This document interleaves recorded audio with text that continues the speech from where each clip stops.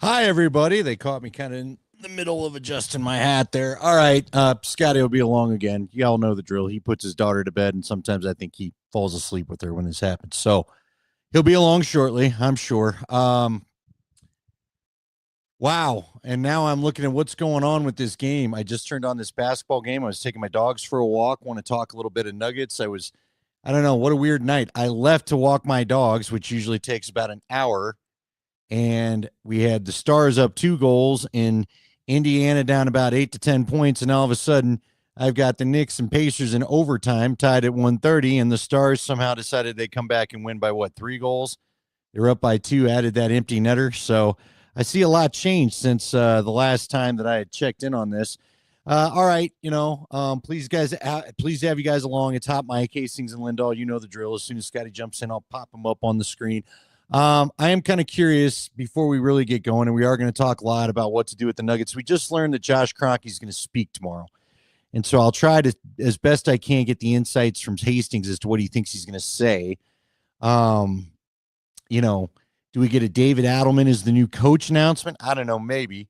I'd be a little bit surprised if they didn't, officially do a search and talk to a few people. I don't think they have the same rules in place as the NFL does. So, um, I don't think they have to be too worried about that. But, and matter of fact, I'm almost positive they don't because, um, we had 2 other interims already named. So I think it's a little bit easier to name your interim than it is in the NFL. And we're having some email games here. So Scotty should be along here in a second. So I don't know. I don't think we'll get much. I think it'll probably just be a talk about the season, maybe a little bit out of Kroenke. Again, I don't think maybe he'll give us some insights into what he's thinking about the GM search right now. So hopefully that's something that'll happen. Um, let's see. So Stone Shooter says, I believe it's about 1 o'clock. So hold on a second, guys. I don't know what to tell you. Scotty, we're on with the podcast crew. You want to tell everybody what your malfunction is? I mean, I've sent it again. I've sent it twice. So check again. The Hastings Gmail. So there you go. I don't know. There it is. Oh, look, magically. There we go. So anyway. Yeah, I didn't get the first one. When the second one came in, the first one popped up at the same time. Well, la da da. All right. Do we know? I was telling everybody about what we've got going on tomorrow. We just learned that we think Josh is talking tomorrow, right? 1 o'clock. All right. 1 o'clock. There you go, Stone Shooter. That's when he's going to speak.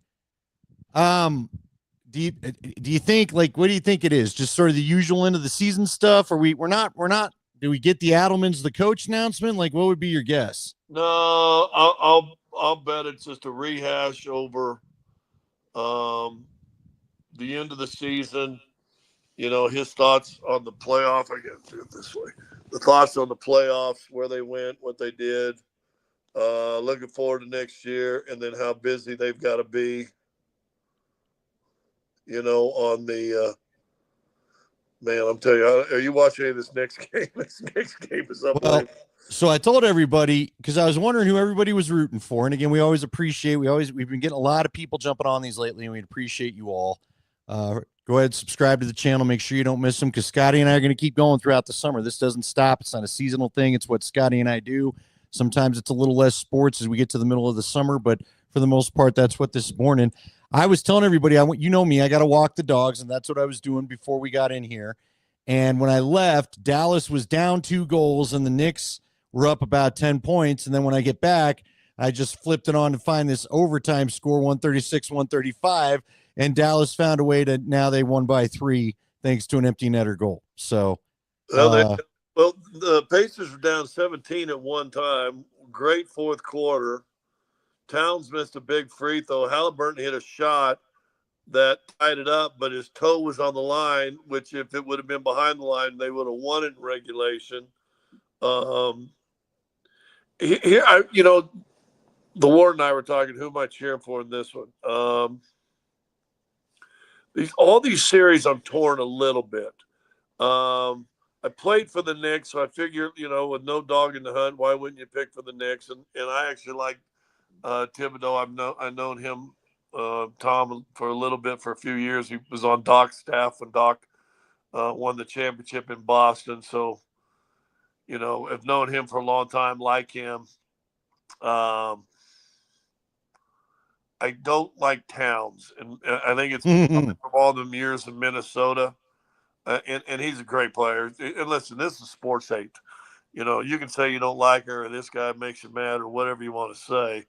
Towns is a great player, but I don't like him. I don't like to watch him play. So that hurts me. I don't think the Pacers are any good, to be honest with you. If the Eastern Conference, and I could be completely wrong, because they keep getting down to teams, and they beat Cleveland, the second best team record wise in the NBA this year, beat them in 5 games. So they are better than you think. Denver handled them twice this year, fairly easy. Brunson, I don't like his game, but it's typical of all modern day players, draw fouls and all that stuff. But he's got 42 and he's playing phenomenal. So I don't know. And then as far as the hockey game, I want to like Mikko. I want to kind of go for Mikko, but there's a whole bunch of nasty of Denver. I mean, of Dallas knocking the Avs out 15 different times, So I'm a little upset with that. I can't root for Marchment and Ben. I can't do it. Yeah, Ben. Ben. Here's my comparison today. Ben is Caruso. Yeah, he is. right. And I don't know if you got to see the announcement today for the MVP. What? And you want talk us through it. It went on when Nate and I were on the air. Yeah, and we got a notification they were doing it. Did they ever end up talking to SGA, or how'd it work? Oh, yeah. They had him live from there, and he was there with all of his teammates. They were sitting probably in a film room, it looked like. And obviously he must have known he was going to win, and he won fairly easily. He gave every one of his teammates, he gave him a new Rolex. Well, good for him. So that's pretty cool. When he gets his $350 million contract, I'm sure it'll be no skin off his back. Yeah, I was gonna say making the MVP just upped him to a supermax, so his next extension is going to be rather healthy. He'll be in the Luka Doncic range. But I want to dislike. Well, guess who else is going to be in that if he wants an extension? Nikola Jokic. Yeah, well, hand it to him. He'll be up to around $70 million by then. I don't want to like OKC. Caruso's a guy I told you I can't stand when he's on all these other teams, but you'd love to have him. So I don't know, man. I ain't rooting for Minnesota. I'm sorry. Me rooting for Minnesota would be probably like you rooting for Dallas. Yeah, I'm breaking my rule. My rule is I'm a Pat Bowling guy. I don't root for the team that knocked you out. That doesn't make me feel any better. It really doesn't. I've always been that guy, though. I've always been, if a team's going to – like when Chicago knocked us out of the playoffs in 91, I'm glad they won because we got knocked out of the playoffs by the team that won the whole thing. Yeah, as a player, I'm not going to sit there and argue with you as your mentality as a player. But as a fan, I ain't here to root for the guys that ruined my summer, so to speak. So that's where I sit on everything. But look, at the same time, too, I don't have a ton of Oklahoma City hate just yet. They're annoying. But I can't deny they've got a lot of, good players. They don't, whatever. At the end of the day, Minnesota's annoyed me and pissed me off as a Nuggets fan far greater than anything that Oklahoma City's done. And I'm not rooting for them. I'm just not going to do it. And so we move on. Yeah, we'll see. Look, I'd like Edmonton. I want Edmonton to win the whole thing because I know how much it means to my Canadian friends. And I just would like to see them get to taste it finally for a while. Well, yeah, I got a lot of guys from the Mammoth connected to Edmonton. I'd just like to see them all be happy. I from that standpoint, I'd like to see Edmonton too. I don't think Edmonton could stack up against Carolina or the Panthers, and I don't want the Panthers to repeat. Is it not nuts to you that we traded Mikko Rantanen to Carolina? They had to move him as the key piece of the trade because he did nothing in the 10 games he played. Yeah, and he let him know he didn't want to be there. And somehow they flipped him, got Stankoven, and they still found a way to go farther than the Avs did. Like, that just boggles my mind. And now one of the guys in the trade, you're not even going to re-sign. Brock Nelson, you gave up your top scoring prospect and a number 1 draft pick. And by all accounts, Adrian Dater, chief among them, they're saying Brock Nelson doesn't look like he's going to re-sign here. So, Could be. Anyway, going back to Josh, I think he'll rehash what happened at the end of the year. I think he'll shine a positive light on how the guys responded. And then I think he'll go and say, you know what, we got work to do. And right now the docket, they're probably say he's finalizing the list for a general manager. You know, he loves David. David's going to get a great look at all the opportunities. it's just pure chaos to end this game. You got to have a list and talk to some people, though, don't you? I'm not saying David Adelman shouldn't be the coach, but you're not really doing your due diligence if you don't talk to some other people, right? Well, or does that not manage? Does it matter more at the GM than the coach, or how do you fall there? You know what it matters to me is to get it right. Yeah, I'm with you. And you know, if you know, if this is too soon, okay, make it too soon. However you want to do it. Maybe it's too soon. I don't know. I don't know. I don't know. You know, Phoenix came out with a list of their 8 candidates that they're looking at right now, and David Adelman wasn't on that list. Right now, there's nothing open job-wise. There was rumors that Milwaukee might be open, or that I'm watching the replay, which is huge, out on New York. Indy's going to win game 1. There's talk maybe Doc would leave Milwaukee, you know. So I mean, there could be some different openings, but you know, I don't know. I feel for all those guys, and that's kind of the life. You know, we always talk about players on this podcast and on our radio shows, but we don't really talk about. I mean, there's other human beings too, called support staff and assistant coaches and weight coaches, and I believe every one of those guys on the medical staff and the coaching staff, their contracts are up right now too. Well, and then there's families. Yeah, there's kids, so there's wives, there's whatever. I had a buddy who was assistant coach in the NBA, and he coached in 3 different cities in 3 different years. It's nuts. He was a head coach, then took an assistant coach in one place for a guy in Dallas. He was in Cleveland, and Randy Whitman. Got fired, was assistant in Dallas. The head coach there got fired, and then became assistant in Minnesota the next year. It was like he's in 3 cities in 3 years, and that's, you know, that's families. And luckily, his kids, I think, by that time were college age kids, but still. Hey, you know who's going through it that we know right now is Mark Schlereth, his kid Daniel. Daniel. Now I think he's found a home at UCF, but man, they moved for a couple times, and I was just like, bro, why don't they all just live in your house in Denver? You know, but again, families want to be together, and on and on. It is a wild life. All right, so I think that's a perfect segue, and I know we both talked about it in separate forms on the radio today. Are you? I heard a little of your opinion, but I felt like I heard more of Tyler and D-Max. Are you surprised?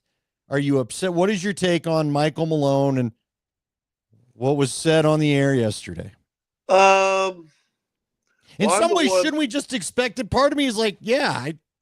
I thought there would be some digs, and I thought they'd be subtle.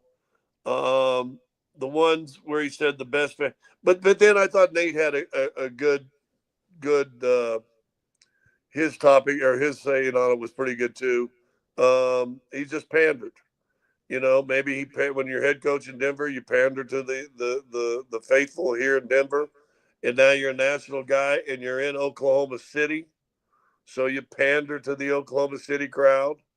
And then, you know, they probably, maybe at ESPN, they already knew that what's his name was the MVP, and he got it out. And listen, there's tons of ways to go. I don't think it probably was a big deal. But I get why Denver fans are hurt. See, Scotty, this is one of the few times where I sit there and I go, yeah, I could see both sides of it. I get why Nuggets fans aren't happy listening to their old coach and the guy that basically flew the flag for Nikola Jokic, all of a sudden calling the other guy the MVP. And I'm sure it hurts as if you're a fan that goes there and gives your voice to make that arena as crazy as possible. I'm sure you want to maybe flip the old middle finger to Malone, calling them the best fans in the NBA. But again, I said this to Nate today. This was like you just saw the person you just recently divorced, or you just heard your recently divorced partner's not talking good about. Should we all be shocked by that? I'm sure he's got bad feelings. Or dating the supermodel down the street or somebody. Yeah, listen, I don't know many people that haven't gotten fired. Yours truly, that's not bitter on the backside of it, right? There's a little bitterness. Now, I never got fired, had $24 million coming to me. No, I wasn't still set for life. I wasn't set for life on not even have to work. You listen, Mike Shanahan was bitter, I think, a little bit, and he had a great relationship with Pat Bowlen when he was fired. And to some, he stayed busy and tried to stay in touch with the NFL and went to different camps and did all that stuff. But he made them pay him that 3 extra years of $10 million before he started looking for jobs, didn't he? He sure did. Malone will get this TV gig, but I don't think that takes away from any of the what is owed to him by the Nuggets. And you haven't heard him in a lot of circles being named for jobs, right? Did I miss him being did Phoenix have him on their candidate list? Nope, he wasn't on that list. And I know people in Phoenix was hoping that he would. Gosh, I don't know what I should say and not say. I guess it's a podcast. No, it's fine. Keep it, I was told secondhand from a buddy of mine who has contacts in NBA circles, who said his reputation isn't great right now. And so he may need to take a season and reestablish his reputation. I think a lot of people thought he was always angry and didn't treat maybe some of the little people as well as you could have. And like I said, I got this from a buddy who probably, I don't think, watches this. If he does, and I haven't said this on the radio. So this is why you listen to this show, because we'll tell you things we normally don't say. But I was told that from a friend of mine who knows this situation, who had a buddy with the NBA folks, league office folks, who said that they had heard his reputation isn't great among other teams as of now. Well, he could look, to your point, he could go Jeff Van Gundy. Remember, Jeff Van Gundy did TV for Michael Malone made a side he loves doing TV for a bit, right? And then you get back into it. Van Gundy's now there with the Clippers, and a guy that you said maybe wouldn't be the worst guy to talk to about the Denver job if it comes down to it. Well, that'd be an interesting take. I think he's similar to what Michael was, but I don't know. I think that's a name that you probably got to at least listen to if you're not gonna hire David Adelman tomorrow, then you start out turning on and looking all the rocks. Now, again, the key, and I asked this question, I'll ask you this question. If you want to save money, then you keep the people that are in place. Won't cost you anything. If you're going to spend money somewhere, there's rumors that Masai Ujiri, there's an article I read where Atlanta's going to try to pry Masai Ujiri out of Toronto. That's probably going to cost you money. He left here because of money, right? Because got paid a buttload more money in Toronto. So if you had to spend money on either coach or GM, which way? Oh, for me, it's GM. And it's GM. And by the way, real quick, I love that this is why a lot of us aren't rooting for New York. Enjoy that L, Stephen A. So there you go. Well, that's a good point, by the way. That is, but God bless you, Flax. And here's another look. This is another question I think a lot of people are asking. Who wants Malone without Joker? And I don't know if that's fair. I mean, look, Malone was doing some good work, and then they got Joker, and I think that's one of the tough things about having a guy like that. A lot of people ask, is Gary Kubiak any good without John Elway and Mike Shanahan? I mean, that's kind of what gets tied to things. Fair, but I'll say this. They said the same thing about Phil Jackson. What's he without great call. Michael Malone? Great call. Call. Then he went to LA and got Kobe. Rupert thinks is Adelman too soft on 27-1? I don't know. I don't know. Listen, let me tell you. Let me tell you how having conversations with multiple coaches. Michael Porter to me is not a tough kid, basketball wise. Physical play wise. That's not his game. I think physicality bothers his game a little bit. Okay, Sure. but the kid's tough. Yeah, oh Uh, yeah. He's played with a back injury for however many years. So most guys with his shoulder injury, if it's the middle of the season, would probably miss a month of the season. But this is the playoffs. And listen, I watched Cleveland, and you and I talked about this on a podcast. I watched three guys, two starters and a sixth man, not playing game two after losing game one because you had two bad ankles and a bad toe. And then you played 48 hours later in game three. Come on, right. man. It's a bad Come on, look. man. Tough it up. If the playoffs are real important to you, or what they did is they didn't respect Indianapolis. They didn't respect the Pacers, and the Pacers ended up beating them both games in Cleveland, splitting at home and into the series. So goodbye Cleveland after a great season, coach of the year. Um, so I give Michael a lot of credit for playing with that shoulder. But I've talked to a couple coaches, and I used to be harder on him than I am now. I give him more of a pass. And it's also, though, why I'm not sure that he would pass the physical unless the team just absolutely really wanted him. Um, but I've talked to Coach Scott. Most guys couldn't be able to play with what he has to go through physically. He said, in fact, one coach, and I'll quote him verbatim because it stuck with me. He said, Scott, it's a miracle he's able to step out on the basketball field court and play in the NBA. And he used the word miracle. So I don't think you can do that unless you have a little toughness about you. And able to handle pain and discomfort. And I think he can do that. I don't think he likes guys beating on him, No. and that's going to hold him back forever. But I also think because of that leg and that back, being able to push away from guys and getting around guys is a little bit tougher, you know. Listen, So I so hard on him? No, I think Adam is one of the guys that understands what he goes through. Is he happy with him and some of his performances? No. He had a bad playoff series against Minnesota last year, and he didn't have a shoulder then. But that was the physical play nature of that series that got to him. And as far as 27, that's a good question. Um, Jamal Murray, the last third of the season, was 10 times better than the Jamal Murray the first 2/3 of the season. So I I don't know if he's tough enough on him. I don't know how you can. I don't know what that is, but you got to have him. And Nate said something on your show also that was good. Who replaced him? Who replaced him with the ability to do the things he does? find his own shot in particular. And that's big. Um, I'm still not sure that they don't be if you've got 100%. I'm not sure that you don't have a better chance to win Game 7 if Aaron Gordon doesn't hurt himself. Oh, Um, I'm with you.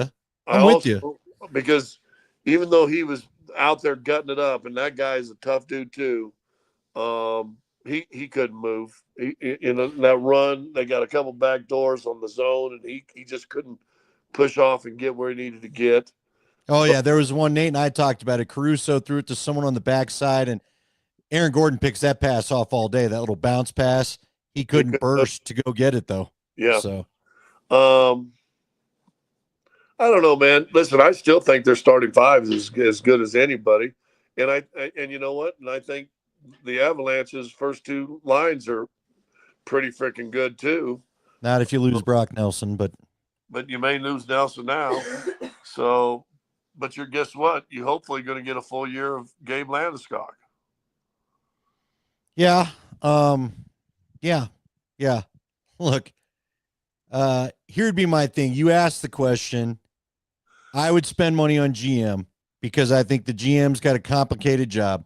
I do think, you know what? As long as let's say it's David Adelman, I think Joker showed us he'll play hard for David Adelman, and if Joker's in, I think everybody else has got to be in. So I think that helps that a little bit. But I'm telling you, listen, in a perfect world, Michael Porter Jr. would be a guy that you could augment with other guys around.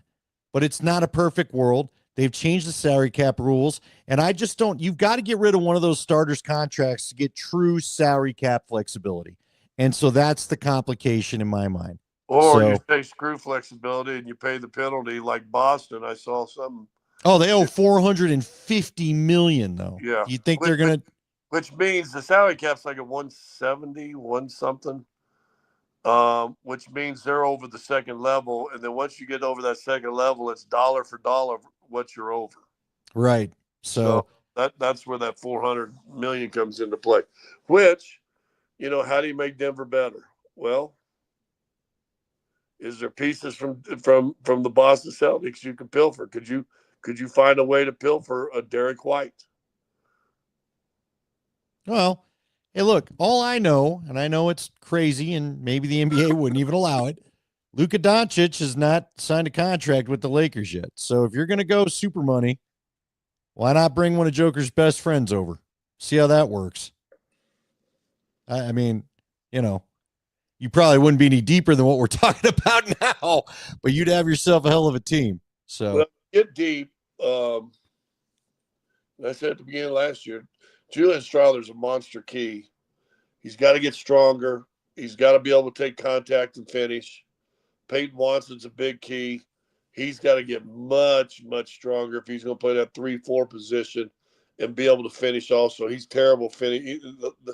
Last year, remember, at the end of the year, he couldn't make a three. This year, to me, he struggled scoring under pressure. And when I say under pressure, at the rim with a little bit of a bump or whatever. Those two guys could really help the depth of your bench. Here's what Denver's got to do. No matter what they do, they got to find a way to play 10, 11 guys in the regular season. yeah, I'm with you.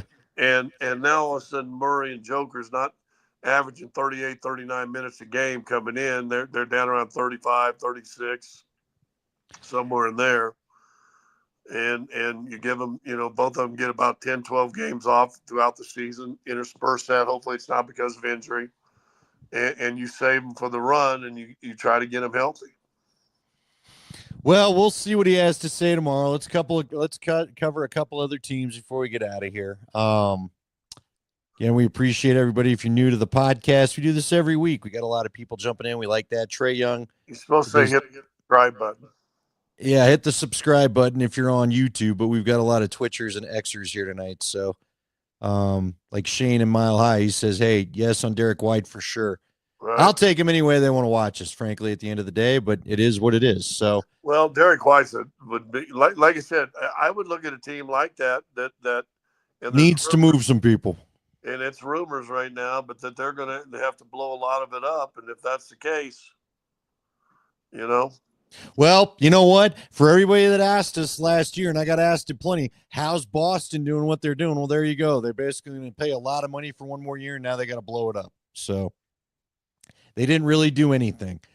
All right, the Avs. You know who else might be available? And you make him a backup center, and you say, hey, you're only going to play 18, 20 minutes a game. There'll be a handful of games you get 35, whatever. Porzingis might be available. Yeah, because he's got the weird viral thing going on. But yeah, look, I'm fine. I'm down with that. He's the closest thing to Joker you're probably going to get that can keep you right, keep the offense looking somewhat similar to what you do. He can step out and shoot some threes. He's not going to run point center, but No. But how many guys actually are? I don't know what to do about the Avs yet. I guess we'll wait and see what happens. I don't know, man. I think there could be a whole lot of stalemate for the Avs. I don't know how many people they're going to be able to move on. I would shop. Frankly, it's tough to talk about. I would probably shop Val Nichushkin and just see, is anybody, he made it through a whole season. There's no problems. When the guy's on, there's no doubt he's a possible MVP candidate, a Hart Trophy candidate at times. But you need some money. And I always am going to have in the back of my head, are we really over this? Well, let me ask you this question. So, I mentioned a second ago. Do you go into the season assuming Gabe Landeskog is going to be able to play 65 games for you? Well, I think you're going to have to now that they're going to crack down on this LTIR abuse, the long-term injured reserve abuse. So you better hope he can, frankly, you know. Well, if here's what the NHL did. The NHL coming out of COVID, everybody started to move their salary caps back up. And remember, the NHL took 2 years and basically kept it flat so they could recoup money. They got to get back up and move their salary cap back up into more appropriate. It is going to improve by like 8 million or so this year, so that will help. But look, I'll ask you point blank, Scotty. It's an uncomfortable topic, I think, for a few people, but I think we got to, Brock Nelson, if he doesn't want to come back, like, what do you attest that to? And I won't lead the witness any further. Like, is it just too intense around here? Is Nate too intense? Is the environment too intense? I mean, what could it be? Why could not Dwight Howard handle the Lakers when Kobe was there? Because Kobe was too intense, I guess. Yeah, and Kobe's expectation is we play this thing to win championships.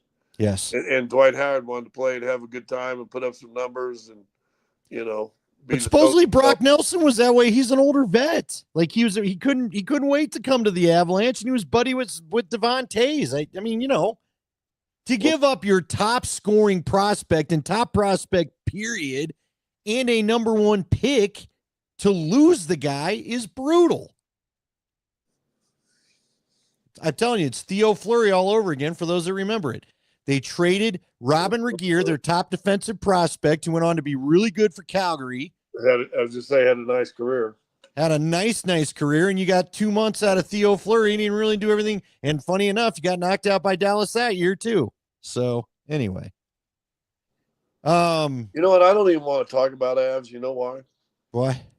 Because I see your soul sink down in the reclining chair of yours.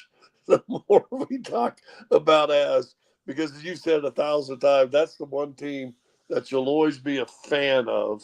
And when we get into fan talk with the Avs, I can see it just killing you. Well, listen, Scotty, I'm not going to lie to you, whether it's the Avs or the Nuggets. I think it's funny because, like, tonight I wanted to watch Stars Edmonton, and tomorrow I want to watch Oklahoma City and Minnesota. I'm not worried about Florida, Carolina, and I'm not as worried about Knicks Pacers, as far as what I'll watch first with these games on competing nights. But to know that you could have Edmonton and Florida meet for the second year in a row in the Cup, to know that Boston could have maybe just been a Jason Tatum injury away from getting, like, again, Scotty, it just speaks to me that I know winning championships is hard, but again, I feel like the Nuggets and Avs should have one more under their belt. And you and I both know every year that goes by, and every year that Makar, McKinnon, and Jokic in particular, and I kind of Murray at the time, if he can get back there, show you how special they are. You cannot waste these years. I'm not trying to be greedy sports fans guy, but Jokic especially. This town is never going to see a Jokic. He's one of one. And you can't keep pissing years away, man. You just can't. And I will tell you, the Nuggets thing is a little less hard on me because I was just excited. I was like, man, what a job by Joker to help get him to 7 games. I thought after the second game against Oklahoma City, this might be a 5 or 6 game series. And instead, it was competitive and fun and must-see TV. Well, I thought after, and let's be honest, after game 3, if you win and you could have and should have maybe won games 4 and 5, you could have ended that series at home in game 6. Listen, Scotty, you and I don't know, I shouldn't speak for you. In my mind, 4 and 5 is where you lost the series. I don't care about game 7. Because guess what? If you get stuff done the right way in 4 or 5, then maybe Gordon isn't out there late in the game in 6 to get hurt. Maybe he's already off the floor by that point. I don't know. But it's too bad. Hey, 5 is the one that bothers me because 5 is the game that you shot well. 4, neither team shot well. But in 5, you shot well and had it going. But you got to win ugly games at home. That's no, you're right. 4 hurts me. Did you watch any of the Oklahoma City, Minnesota? Oh, yeah. Does it feel like they don't have the same juice against Oklahoma City they had against us every time they play? No. Because Ant says it. Ant gets, and look, it's a tougher matchup. You know what else? You know why? I told this to Nate today. You know why I like watching playoffs sometimes? You try to figure out what your team doesn't have. And I would take for the Nuggets, I would take either Caruso or Julius Randle. Either of those dudes I would love to see playing for the Nuggets. Or how about Anunoby for New York? I mean, All right. They tried to trade for him years and years ago and never could get it done. Yeah, I would take him too. I mean, there's just, that's the stuff you like. Again, everybody wants to know why I'm all fired up on a tight end every year. Because every year in the playoffs, I watch teams with good tight ends smoke the competition, and we haven't had one in a minute. Can I something just hit me while you were talking? Because you weren't really listening? No, it was something you said, and you talked about. Oh, can you have a laugh, old man? Have a laugh. But you talked about windows and wasting years and blah, blah, blah, blah, both teams. The Avs have gone now 3 years from their championship. The Nuggets have gone 2. And I'm going to go with the Nuggets because I don't think Joe – and I think, listen, I think Joe and McFarland have tried, especially this year, tried to capitalize on their window of having Nate. And so I really feel that they tried. But should it have been a little bit of a prophecy when we heard a month or so after, or 2 months after the championship, Calvin Booth say, well, it's not about repeating. It's about having build a team that you can win one, 2 or 3 in 5 years. Win a couple in a 3 or 4 or 5 year win. And I'm like, you never liked that statement. You can go back and find our podcast when it was just audio only, and Scotty was saying, I don't like that idea. So once you say that, you just said the year after winning championship, this year doesn't really matter. Yeah. Yeah. I'm with you. And listen, you don't know what 3-4 years looks like from now. You know what I mean? You need to worry about getting the next one as soon as you can get it when you have a player like they do, period. You know who else told me? I remember talking with George Karl the year after Nuggets won it, and that comment of Booth had come out that we're not worried about winning back to backs. We want to be good enough to win a couple of them in the next 3 or 4 years. And George Karl, of all people, he basically said, that's a dumb statement. You got a chance to win with one of the greatest players that's ever played. You go for it every year. You go for it right now. And I know one of the big reasons Calvin and Michael Malone were fired was because of their relationship. But let's be honest. You had a front office that did not try to go for it with the Nuggets for 2 years since they won a championship. Well,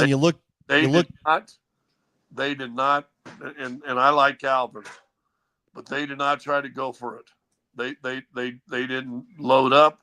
You can sit there and say we brought some young players, but Malone didn't play them. Okay, let's say Malone played him. Does Jalen Pickett look like a guy that's going to win you a championship as your backup center? If you watch any of the Knicks and Pacers dudes, second line dudes coming in, is he on that level? No. Not Zeke, not Pickett. Frankly, dude, I'm not even so sure how much more I'm going to invest in Peyton Watson because of what you talked about.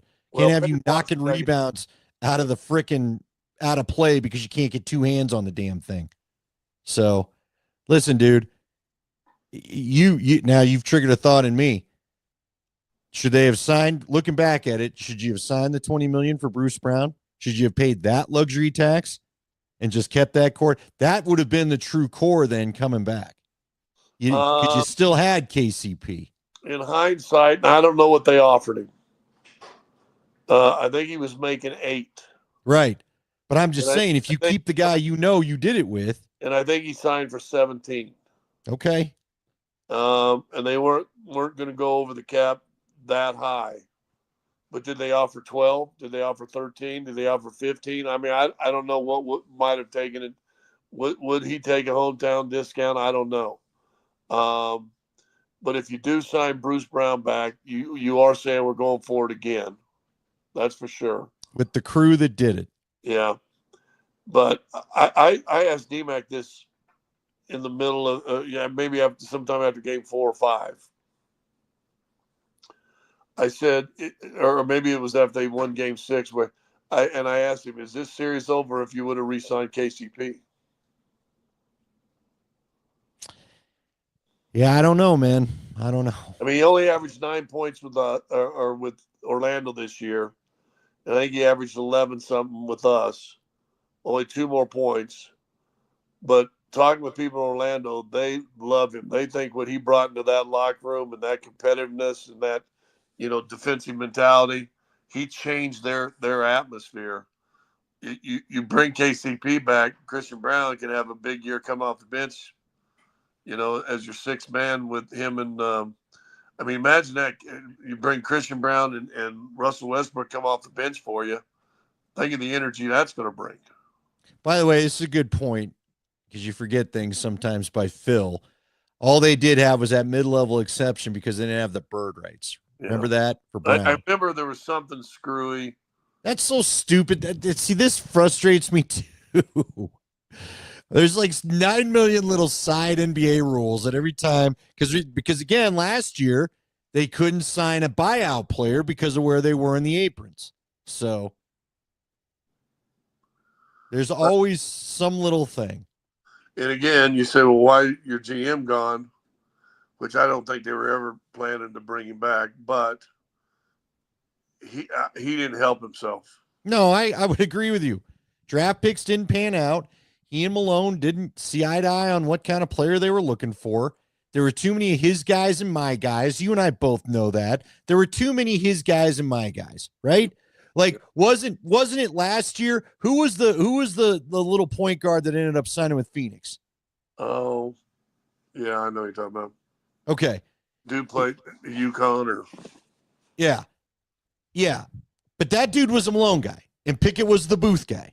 And we had to go back and forth and fight over which one. Well, I'm the guy that gets to make the decision and blah, blah, blah. And anyway.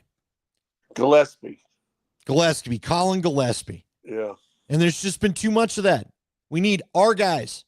Here's the thing. And Colin Gillespie, I think he's a little quicker. I really think Jalen Pickett really grew this year and became more of a consistent shooter, and but he's slow. Colin was at least quicker at his because they're both about the same size. Colin's a little quicker. Pickett may be a little stronger, but the problem was one had a 2-way contract and one was drafted. Well, you're right. But the other thing I think is funny, why are the Broncos possibly on the uptick? Because you know what? George Payton drafts players that Sean Payton wants. And then all of a sudden we don't have guys getting cut. And all of a sudden they look like they're better at the draft because, there's a funny thing. The coach and the GM have some synergy. They know exactly what the GM knows what the coach is looking for in guys. The coach weighs in on a couple of dudes, but they work together as a team to make sure they're getting guys that are actually going to get played and that they foresee a role on the team with. The Nuggets haven't had that clearly since Connolly left. I talked to a guy who's been in the front offices, has world championships, and I respect him. He's been around pro sports for a long time. Told me, he said, I've never seen a front office or a team succeed where the coach and the GM were on the exact same page. Yeah. He says it doesn't work because just what you said. If George Payton was able to just draft all of his guys that he likes, maybe they don't fit to what Sean Payton wants to do. And listen, I do, and D-Mac disagrees, I think, but I think Sean Payton tried to pull a power move in that first full year, and I think Greg Penner came in and said, no, this is our general manager. You guys work this out, and I think they have. They were sitting on the front row together at a Nuggets playoff game, and I think just what you said. I think his experience, talking about George, as far as assessing talent, perfect guy to have in as a GM. I mean, I never understood that. And I know NBA may be a little different, but if you can assess talent, that's your first priority. And then let's figure out all the signings, and you got lawyers and everybody else that does salary caps. But you got to have you. Okay, here's the style they want to play. Okay, and how many times you and I talk about this? You know, Malone, you said, "Oh, we got to get more defensive. We got." I'm like, who? You want to be this defensive stopping team? Who you got on this team that's a defensive stopper? This year, the closest one you had was a Christian. Gordon at times could, but not this year. You know why? Because his calf was always hurt. He missed 30 plus games because of the calf. He lost that stopper ability. Who else? I know. Who else? No, because you couldn't agree on anybody. Couldn't agree on anybody.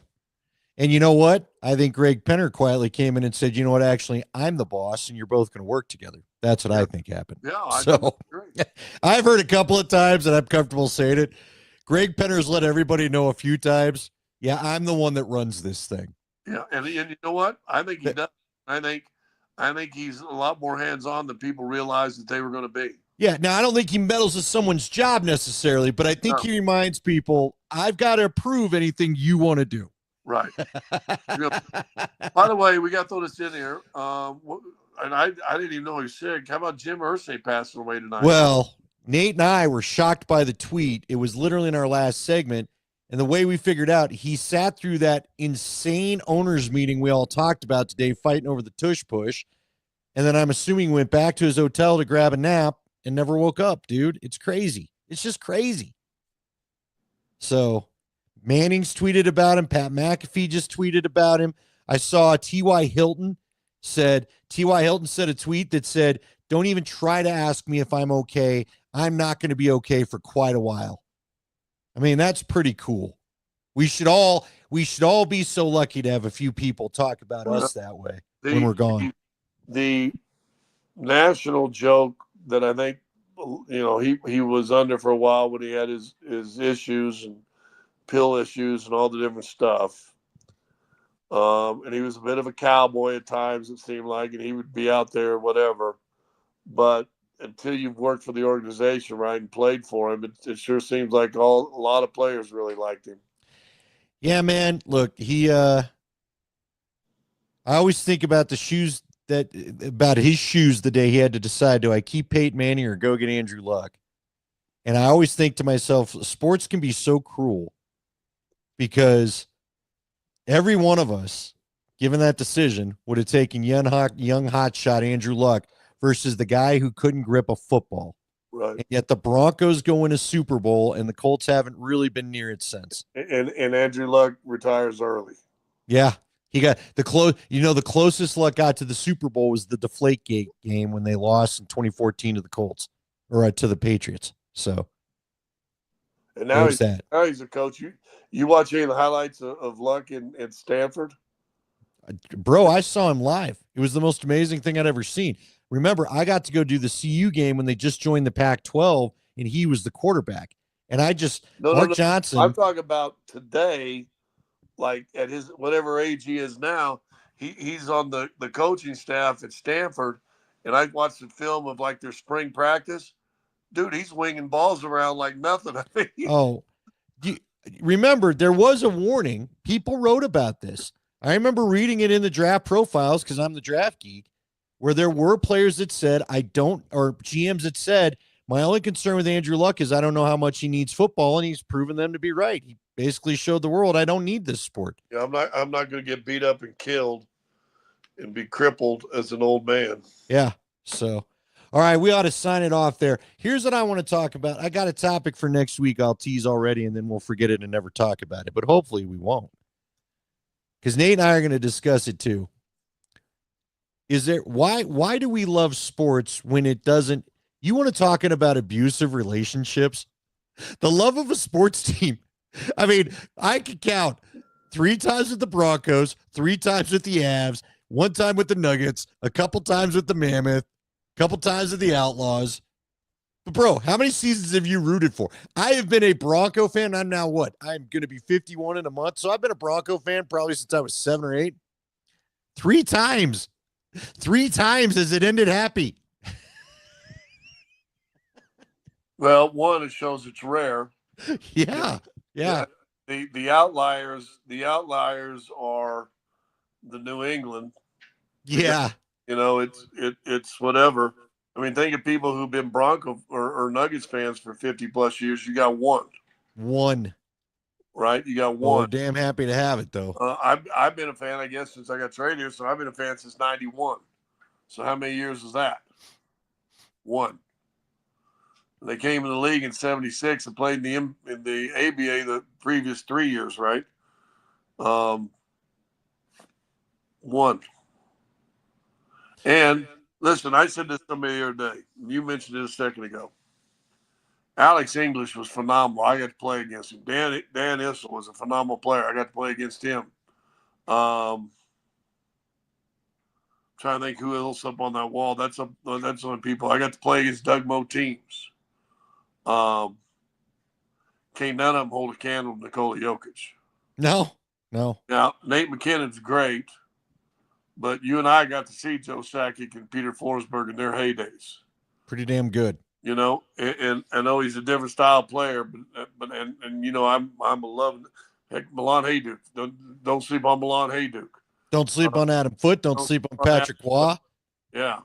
Ray Bork, Rob Blake. The guys that got. I mean, Foote, Forsberg, Hayduk, and